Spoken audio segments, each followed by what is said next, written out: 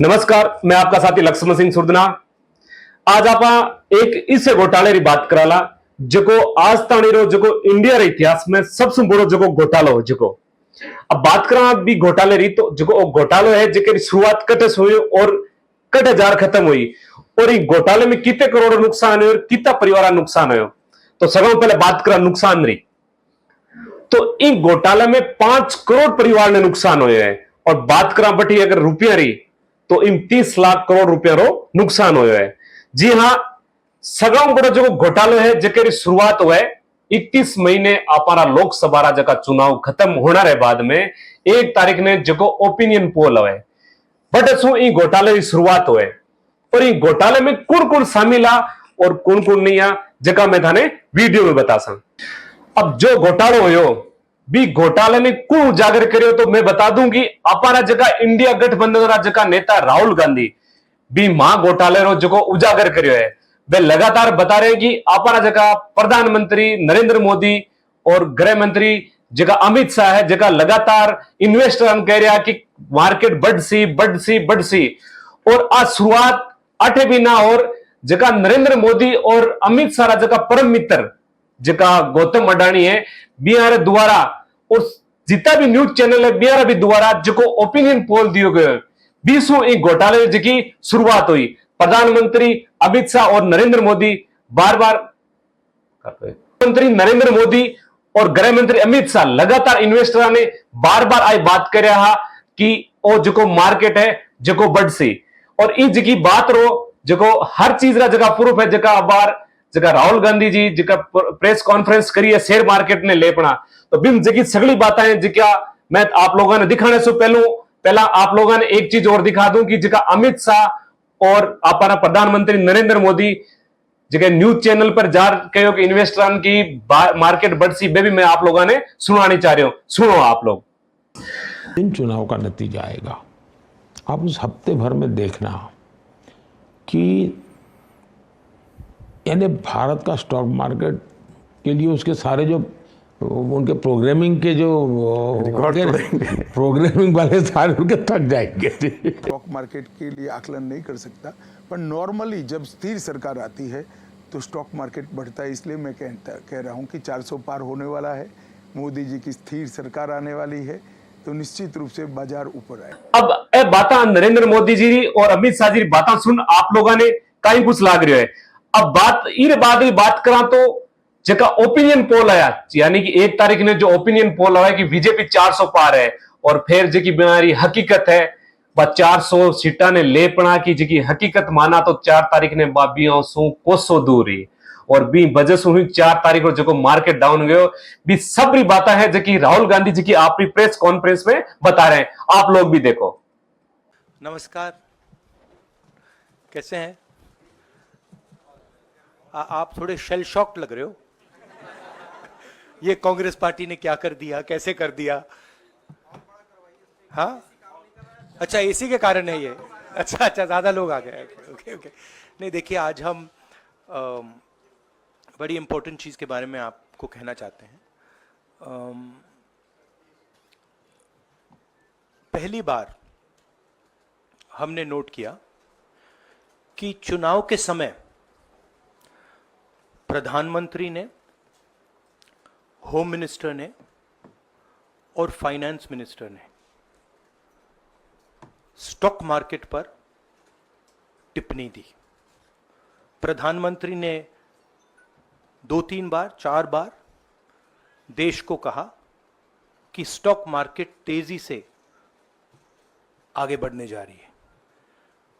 Home minister ने सीधा कहा कि 4 जून को स्टॉक मार्केट आसमान में जाएगी, लोगों को खरीदना चाहिए। और यही मैसेज फाइनेंस मिनिस्टर ने दिया। फर्स्ट ये आज थोड़ा हम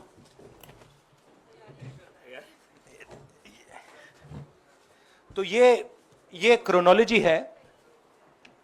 अमित शाह कहते हैं बाय शेयर्स बिफोर 4 जून।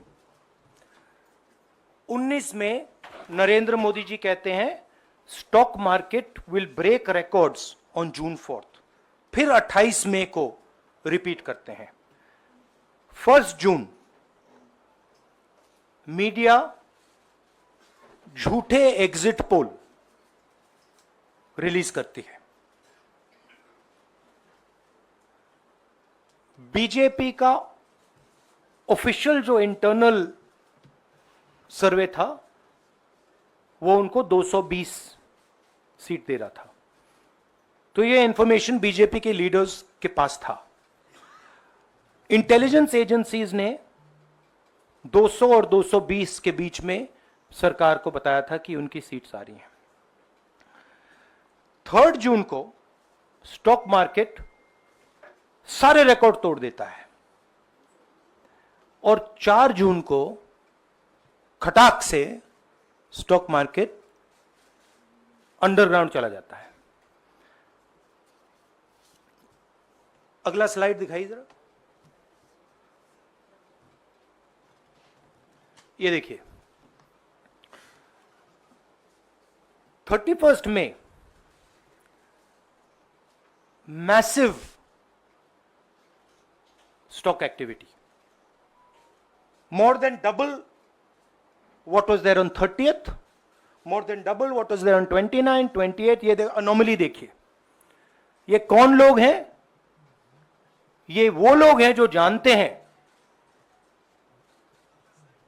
कि कोई ना कोई घपला हो रहा है।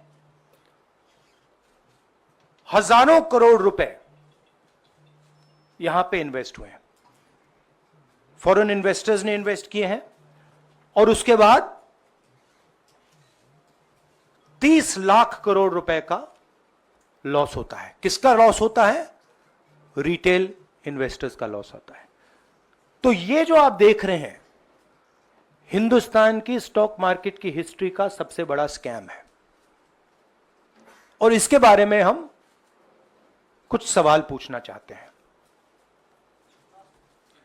पहला सवाल, why did PM and HM give specific investment advice to the 5 crore families investing in the stock market? Is it their job to give investment advice? Second, why both interviews were given to the same media house owned by the same business group which is also under SEBI investigation for manipulating stock market?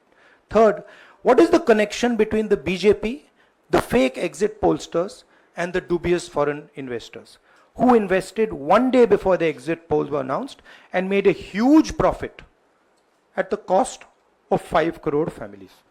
We demand a JPC into this. We are absolutely convinced that this is a scam.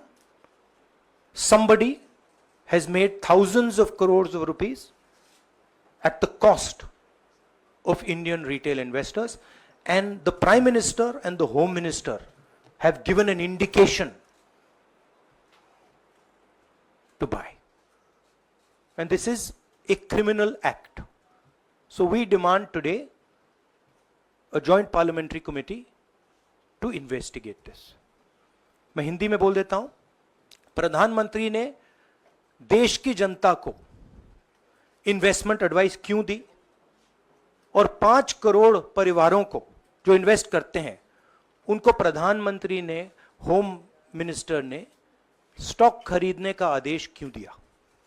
दूसरा, दोनों interviews जो किए गए थे वो अदानी जी के जो channels हैं उनको दिए गए थे। उन पर सेबी का इन्वेस्टिगेशन हो रहा है, तो उन चैनल्स का क्या रोल है? और बीजेपी के बीच में जो फेक एग्जिट पोलस्टर्स हैं और ये जो फॉरेन इन्वेस्टर्स हैं, इनके बीच में क्या कोई रिश्ता है? और अगर रिश्ता है तो क्या है? हम जेपीसी चाहते हैं, हम इन्वेस्टिगेशन चाहते हैं और देश इसकी सच्चाई जानना चाहता है। धन्यवाद। शुक्रिया राहुल जी। साथियों, अभी अभी राहुल जी ने आपको स्पष्ट तरीके से क्रोनोलॉजी समझ लिया है। बार बार गृह मंत्री कहते थे अब क्रोनोलॉजी समझिए। आज राहुल जी ने देश को क्रोनोलॉजी समझाया है। इसके ऊपर अगर आपके सवाल हैं तो एक एक करके आप पूछेगा, एक एक करके Jairam, पूछेगा। I haven't said the chronology in English, so I'll say the chronology in English. 13th May 2024, the Home Minister says, buy shares before 4th of June. This is a clear indication to retail investors and others to buy stock. 19th May, for the first time, and then repeatedly until the 28th May, the Prime Minister says that the stock market is going to break records on 4th June. Finally, on 1st June, completely fictitious exit polls are released. These investors are given a completely wrong impression. And on the 3rd of June, as we all know, the stock market breaks all records and then crashes on the 4th of June. Whoever has made money as the stock market rose and also as the stock market crashed. And we are interested in having a joint parliamentary committee, a JPC, to investigate the role of the Prime Minister, the role of the Home Minister, role of BJP members, and also those people who have done these fake exit polls. And finally, we want to understand who are the people, these foreign investors, who did these trades. So we want an investigation for that. शुक्रिया राहुल जी। हाँ संजय। राहुल जी, इससे पहले भी आपने Adani issue पे JPC पिछली लोकसभा में मांग की थी, तो क्या आप चाहेंगे कि ये इशू और हिंडनबर्ग इशू दोनों कंबाइन हो और दोनों की जांच हो? ये जो इशू है, this is a broader issue than just the Adani issue. It is connected to the Adani issue, but this is a much broader issue. This is directly the Prime Minister of India, Home Minister, who are privy to data on actual election results, who have IB reports, who have their own data, who are advising retail investors to buy stock on the 4th. This has never happened before. And by the way, the Prime Minister has never commented on stock market before this. This is the first time the Prime Minister has commented, very interestingly, and multiple times, one after the other, saying that stock market is going to boom, stock market is going to boom, stock market is going to boom. And at the same time, he has information that the exit polls are wrong. He has information that he knows what is going to happen because he has IB data and he also has his own party data. हाँ जी रवि। राहुल जी, मेरा सवाल यही है कि जी news ने भी ये सारी चीज बताई है जनता को कि कई चैनलों ने मिलकर ये सब चीज किया है, जिस तरह से एग्जिट पोल करके लोगों को गुमराह किया है, जिस तरह से शेयर बाजार में सारा कुछ हुआ है, जी न्यूज़ ने भी इस मामले को उठाया है और बताया है। और आपके कहने का सीधा अर्थ है कि अडानी को इसका फायदा उठाने के लिए किया गया है? नहीं, मेरा कहने का ये अर्थ है कि उसमें अदानी इन्वॉल्व हो सकता है, मगर ये अदानी से बहुत बड़ी चीज है। इसमें बीजेपी के सबसे बड़े नेताओं ने कहा है, रिटेल इन्वेस्टर्स को मैसेज दिया है कि आपको स्टॉक खरीदना चाहिए। उनके पास इंफॉर्मेशन थी कि एग्जिट पोल्स गलत हैं, उनके पास इंफॉर्मेशन थी कि बीजेपी को फुल मेजॉरिटी नहीं मिलने वाली है, और वो जानते थे 3 जून को और 4 जून को क्या होने वाला है। कितने का 30 लाख, कितना 30 लाख करोड़ का नुकसान हुआ है? कितने का? 30 लाख करोड़ रुपए का नुकसान हुआ है और हजारों लाखों करोड़ रुपए का चुने हुए लोगों को फायदा हुआ है। और हम इंक्वायरी चाहते हैं प्रधानमंत्री पर, होम मिनिस्टर पर, जिन्होंने एग्जिट पोल किया उन पर, और ये जो फॉरेन इन्वेस्टर्स हैं उन पर। हाँ शमिन।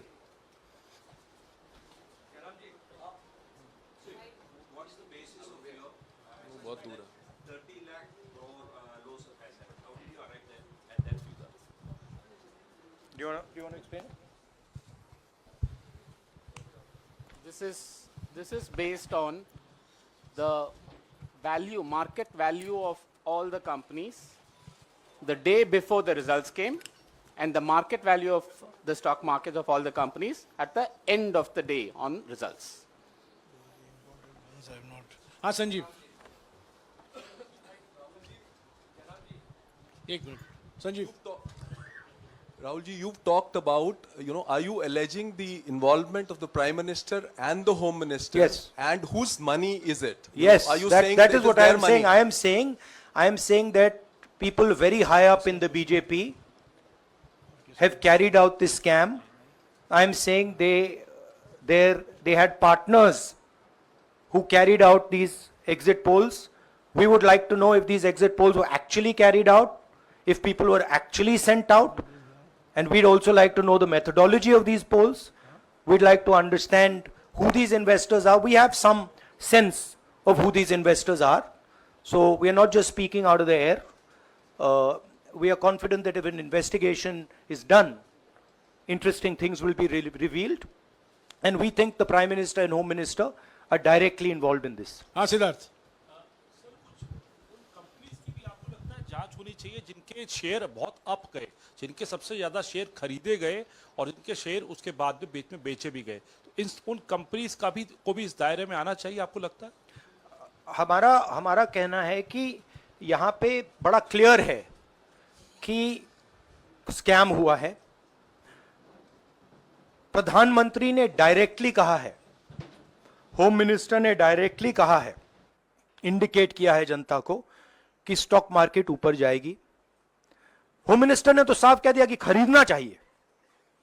और जब प्राइम मिनिस्टर और होम मिनिस्टर और फाइनेंस मिनिस्टर ऐसी बात करते हैं तो उसका रिएक्शन आता है, लोग उसको बिलीव करते हैं। तो बिल्कुल क्लियर है कि इन तीन लोगों ने कहा है। यह भी क्लियर है कि इनको मालूम था कि रिजल्ट 400 का नहीं है, 300 का भी नहीं है। तो यह हम पता लगाना चाहते हैं, उसमें आप जो कह रहे हो वो भी शामिल है। राहुल जी, ब्रह्म प्रकाश दुबे, इंडिया डेली लाइव से। मेरा सवाल यह है कि जो आपने बताया है इतना बड़ा स्कैम है, पहले भी आपने कई मामले उठाए हैं, जेपीसी की मांग पहले नहीं मांगी गई है, तो क्या आपने कहा ये आपराधिक मामला है, क्या कोर्ट में जाएंगे या पुलिस में शिकायत दर्ज करेंगे? क्योंकि आप कह रहे हैं बहुत बड़ा घोटाला है ये। नहीं भैया, मैंने अभी आपको बोला हम जेपीसी डिमांड कर रहे हैं, इन्वेस्टिगेशन डिमांड अगर नहीं मांगते तो पुलिस में, कोर्ट में जाएंगे? जो भी करना है करेंगे, बट हम आपको ये इंफॉर्मेशन दे रहे हैं कि ये जो हुआ है ये नॉर्मल चीज नहीं है। इसमें प्रधानमंत्री ने इंडिकेशन दिया है, होम मिनिस्टर ने इंडिकेशन दिया है, फाइनेंस मिनिस्टर ने इंडिकेशन दिया है, अदानी जी के चैनल्स के थ्रू इंटरव्यूज किए हैं, और फाइनली लोगों ने इन्वेस्ट किया है, लोगों ने फाइनेंशियल एक्शन लिया है, कंपनीज ने शेयर खरीदे हैं। इसी विषय पर, एक मिनट, इसी विषय पर, इस स्टॉक मार्केट घोटाले पर ही हम सवाल ले रहे हैं। मौसमी, इसी विषय पर कीजिएगा बस। एक मिनट, आ रहा हूं यार, एक मिनट। राहुल जी, एक करके आ रहा हूं यार। राहुल जी, हम लोग ने पहले भी देखा है कि आप लोग ने कई बारी जब सेशन होता है तो सत्ता पक्ष और विपक्ष आमने सामने होता है, जेपीसी की मांग होती है और सेशन पे सेशन वॉश आउट हो जाते हैं और जनता का पैसा वेस्ट होता है। तो क्या आपको ये तो बीजेपी की लाइन है। तो क्या नहीं, मतलब जनता का पैसा के सेशन वाटर, आप ऐसी टी शर्ट ले लो ना एक, मैं आपको दे दूंगा, जरूरत नहीं है। उनका वो सिंबल दे दूंगा आपको, ये उनकी लाइन है। सवाल आपको पसंद नहीं आए वो अलग बात है, पर आपको किसी नहीं, के सवाल मुझे बहुत पसंद आ रहा है। इस तरह से उंगली उठाने की जरूरत नहीं। आप चेक बहुत अच्छा लग रहा है, बोलिए। बीजेपी का बैच पहनने की आप जरूरत सवाल नहीं। पूछे ना, सवाल नहीं, आपको भी जयराम साहब ये बोलना चाहिए। नहीं, सवाल गलत पूछे, बात है। सवाल पूछे। मेरा बस ये सवाल था कि जेपीसी की मांग पे कई बारी कामकाज ठप हो जाता है, तो क्या आपको लगता है कोई और भी राह आप लोग सड़क की राह इख्तियार कर सकते हैं, क्योंकि ये आम आदमी का पैसा है। हम जनता को एक रियलिटी बता रहे हैं कि यहाँ पे क्लियरली एक स्कैम हुआ है। यहाँ पे प्राइम मिनिस्टर ने इंडिकेट किया है, यहाँ पे होम मिनिस्टर ने इंडिकेट किया है, यहाँ पे फाइनेंस मिनिस्टर ने इंडिकेट किया है। नॉर्मली बीजेपी की ये पोजीशन होती है कि जब भी हम कोई मुद्दा उठाते हैं तो हम पार्लियामेंट का टाइम वेस्ट कर रहे हैं। वही पोजीशन आपने अपनाई है, इसलिए मैंने आपसे कहा कि देखिए आप बीजेपी की पोजीशन ले रही हैं। रियलिटी, एक सेकंड, रियलिटी ये है कि हम जेपीसी करवाएंगे। अब ऑपोजिशन में बहुत ज्यादा ताकत है, बहुत ज्यादा स्ट्रेंथ है, और पूरा जो पार्लियामेंट का की सिचुएशन है वो बदल गई है। हाँ जैनेंद्र, राहुल जी, जेपीसी की मांग जो आपने की है वो तो पार्लियामेंट सेशन में होगी, लेकिन ये जो आम निवेशक हैं देश भर के जिनका 30 लाख करोड़ डूबा है, उनमें कर्नाटक के, तेलंगाना के, हिमाचल के भी लोग होंगे। तीनों राज्यों में आपकी सरकार है, क्या राज्य की जो जांच एजेंसी है उसके जरिए आप जो उन राज्यों के निवेशकों का कम से कम पैसा डूबा है, ये जो आप पूरे नेक्सस की बात आप कर रहे हैं, गुमराह करने की बात कर रहे हैं, क्या वहां से कोई इसके बारे में कार्रवाई की हम उम्मीद कर सोचा जा सकता है, बट ऐसी चीज के लिए शायद जेपीसी सही औजार होगा। हाँ Ranjita, last question. Ranjita, okay, Mohit is asked, Ranjita यार आप पूछते रहे। मोहित चलो। आपको ऐसे सर मैं He's upset with me. Sir मैं मोहित आपने चमत्कार किया, पूछ लीजिए। सर मैं मोहित हूँ, न्यूज नेशन से। नहीं जानता हूँ। सर लगातार पिछले घोटालों में भी आपने जेपीसी की बात की थी, आपने हर जांच की बात की, और ये एक बड़ा घोटाला सामने आया, इसमें भी आप जेपीसी की मांग कर रहे हैं। कितनी उम्मीद है कि लोग जेपीसी की ये लागू करेंगे? आपको क्या लगता है कि ये जेपीसी लागू करने वाले, अगर नहीं करेंगे फिर क्या करेंगे आप लोग?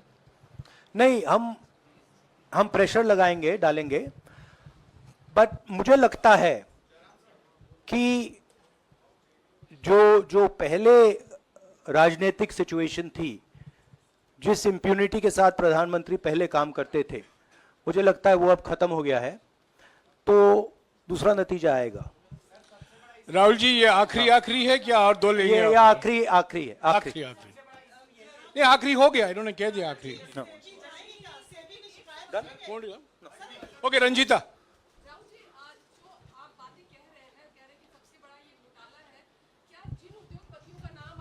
लेते रहे हैं, चुनावी जो रैलियां रही हैं उसमें भी और उसके बाद भी, क्या आप कहना चाहते हैं कि सरकार ने मदद की है उन उद्योगपतियों को और अमीर बनाने में?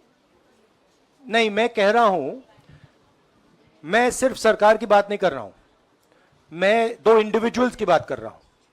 प्रधानमंत्री ने और हिंदुस्तान के सब रिटेल इन्वेस्टर्स जिनको नुकसान हुआ है, मैं आपसे बोल रहा हूं, आपको यह बात समझ आ जाएगी। आपका पैसा गया है, आपकी कमाई गई है, आपको नुकसान हुआ है, और इसमें करोड़ों युवा हैं जो ईमानदार हैं। तो नरेंद्र मोदी जी ने, अमित शाह जी ने आपको मैसेज दिया कि 4 तारीख को स्टॉक मार्केट आसमान छुएगी, और आपने उन पर भरोसा किया।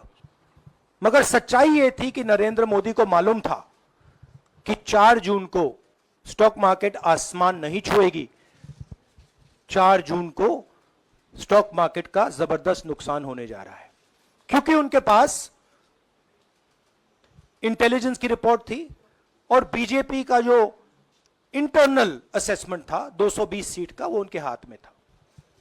तो मेरा यह सवाल है, और मैं आपसे इन्वेस्टर से कहना चाहता हूं कि आपको जो चोट पहुंची है, जो आपको दर्द हुआ है, वो चोट नरेंद्र मोदी जी और अमित शाह के बयान ने आपको पहुंचाई है। और हजारों करोड़ रुपए किसी ना किसी ने चोरी की है, वो आपके जेब से गए हैं, रिटेल इन्वेस्टर्स के जेब से गए हैं। तो मैं चाहता हूं, आपके लिए बोल रहा हूं, मैं आपके लिए बोल रहा हूं कि इन्वेस्टिगेशन होना चाहिए, पता लगाना चाहिए कि प्रधानमंत्री जी ने, होम मिनिस्टर ने आपको यह गलत इंफॉर्मेशन क्यों दी, और ये कौन लोग हैं, इन्वेस्टर्स जो हैं, फॉरेन इन्वेस्टर्स हैं, जिन्होंने इस दिन फायदा उठाया। ये देखिए ग्राफ है, ये रेड चार्ट जो है, इसको देख लीजिए। ये नॉर्मल ट्रेडिंग है, ये नॉर्मल ट्रेडिंग है, ये ग्रे वाली नॉर्मल ट्रेडिंग है, और ये जो ट्रेडिंग है, ये अबनॉर्मल ट्रेडिंग है, ये 2-3 गुना है, और फिर ये हुआ है नुकसान। तो ये नरेंद्र मोदी जी और अमित शाह से मैं पूछ रहा हूं कि आप में इसमें आपका क्या रोल था, और रिटेल इन्वेस्टर्स के लिए पूछ रहा हूं, आपकी मदद करने के लिए पूछ रहा हूं, और इन्वेस्टिगेशन होगा तो आपके लिए होगा। धन्यवाद। शुक्रिया। Thank you.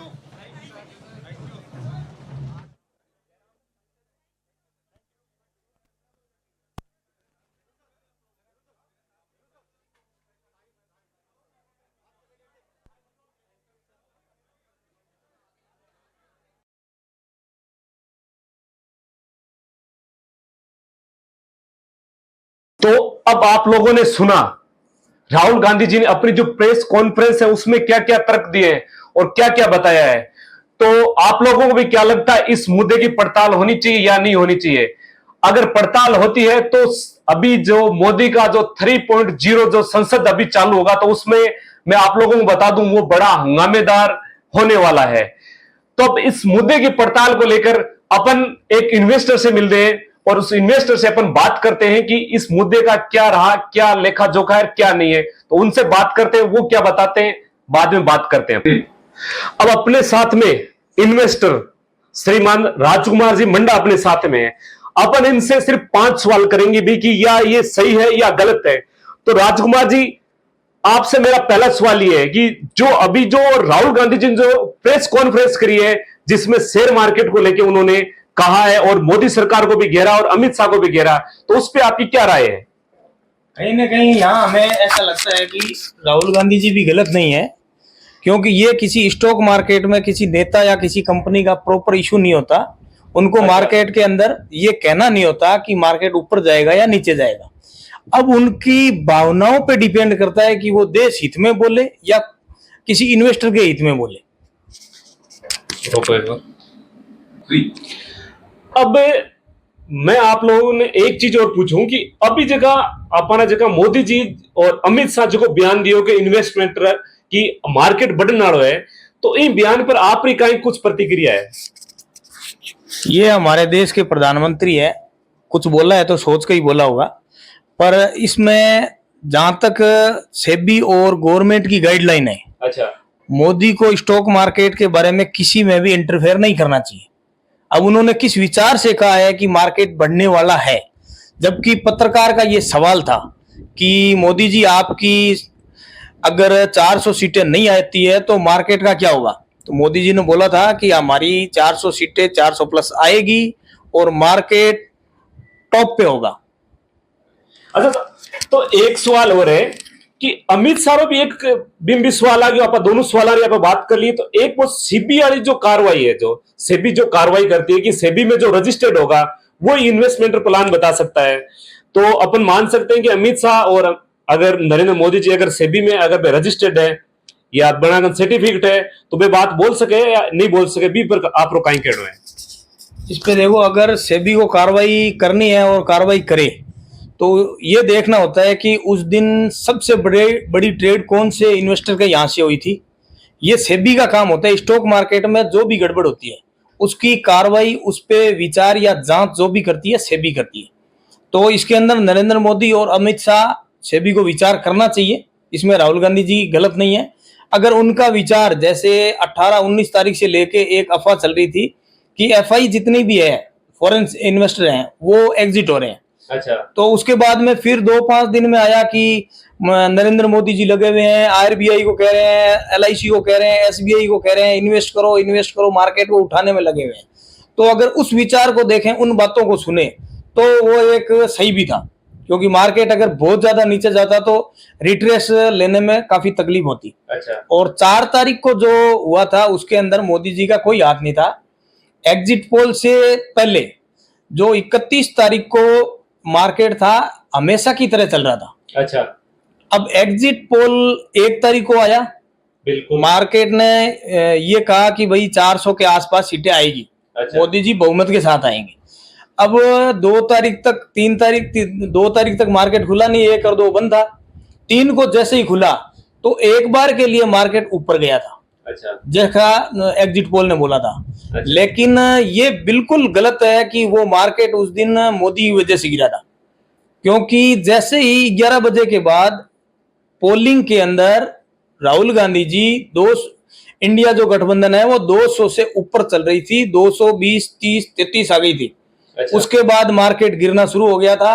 मोदी जी ने 300 पार नहीं करी थी, इसलिए मार्केट वो काफी गिरा था, लेकिन लास्ट में 3.5 बंद होते होते वापस रिट्रेस किया था, क्योंकि मोदी जी की 290 से प्लस हो रही थी एनडीए की, जिसमें बहुमत मानते हैं। अच्छा। और आज अगर उसको देखें 4 से आज 7 तारीख है, तो जो मार्केट 31 को था आज उससे भी ऊपर है। तो यानी मार्केट वापस अप हुआ है, ये मानते हैं मार्केट वापस अप हुआ है, यानी इन्वेस्टमेंटरों को कुछ फायदा हुआ इसमें। हाँ। तो अब जो राहुल गांधी जी ने जो बयान दिए थे, जो प्रेस कॉन्फ्रेंस रखी, उसमें सब कुछ बताया, तो उस जो प्रेस कॉन्फ्रेंस में जो भी उन्होंने जो क्वेश्चन, जो भी सवाल किए, जो भी उनको बताया, जो भी पूरी जनता को प्रेस कॉन्फ्रेंस बताया, उससे आप कितने सहमत हो? राहुल गांधी की बात सही है, क्योंकि उस दिन एक ये इवेंट की तरह देखा जाता है। तो 4 तारीख को बेशक सी नॉर्मल सी बात है, बहुत से रिटेलरों ने पैसा गंवाया था, ये भी राहुल गांधी जी को गलत नहीं कह सकते, क्योंकि जो डाउनफॉल आया था सबको ये प्रिडिक्शन था कि मार्केट ऊपर जाएगा, लेकिन गया नीचे था। बहुत से लोगों का लॉस हुआ था, रिटेलर का। इन्वेस्टर खुश हैं, इन्वेस्टर को किसी को कोई लॉस नहीं हुआ। जो लॉन्ग टाइम इन्वेस्टर है वो आज भी खुश है। 31 से आज मार्केट ऊपर है। चलो, बहुत बहुत धन्यवाद आपका राजकुमार जी मंडा का, जिन्होंने आपको भी जानकारी दी और मेरे को भी बताया कि क्या क्या कुछ हो सकता है, क्या क्या नहीं। धन्यवाद आपका बहुत बहुत। जैसा कि आप लोगों को मैंने राहुल गांधी जी का वीडियो दिखाया और अमित शाह और मोदी जी का वीडियो दिखाया, और फिर अपने जो इन्वेस्टर हैं राजकुमार जी मंडा, उनसे भी अपन ने बात की, तो आप लोगों को क्या कुछ लगता है कि राहुल गांधी जी सही है, या नरेंद्र मोदी जी सही थे, या अमित शाह जी भी सही थे, या जो ये इन्वेस्टर जो अपना जो बता रहे हैं, या वो सही थे? कैसा कुछ है आप लोग मेरे को कमेंट में जरूर बताएं। लेकिन मैं आप लोगों को एक बात और बता देता हूं कि आज से के बाद में जो राजनीति अब चालू होगी, जो मोदी 3.0 होगा, तो वो बड़ा हंगामेदार होगा, क्योंकि उसमें जो सबसे ज्यादा जो सवाल पूछा जाएगा, सिर्फ यही सवाल पूछा जाएगा कि शेयर मार्केट में इतना बड़ा घोटाला या इतना बड़ा नुकसान क्यों हुआ और कैसे हुआ। आप लोगों ने अभी तक हमारा अगर न्यूज फॉर इंडिया अगर सब्सक्राइब नहीं किया है, तो आप सब्सक्राइब जरूर कर लेना, क्योंकि हम लोग सच हर कीमत पर बताते हैं, चाहे कुछ भी हो जाए। नमस्कार दोस्तों, मैं हूं आपका साथी लक्ष्मण सिंह सुरदना।